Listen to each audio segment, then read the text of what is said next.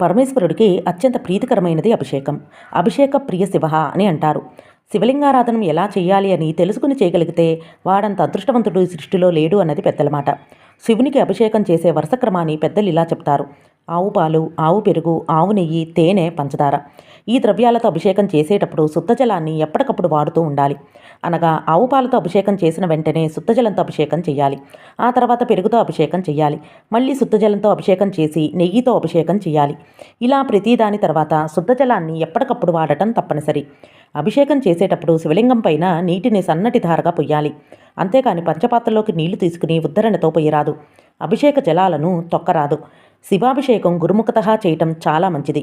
Pant ధరించి కానీ, తోలు బెల్ట్ పెట్టుకుని కానీ గర్భాలయంలోకి వెళ్ళి అభిషేకం చెయ్యరాదు. అన్నిటికంటే శ్రేష్టమైనది ఏది అంటే అర్చక స్వామి మన గోత్రనామాలతో అభిషేకం చేస్తూ ఉంటే నమస్కరిస్తూ చూడటమే. శ్రీమాత్రే నమః.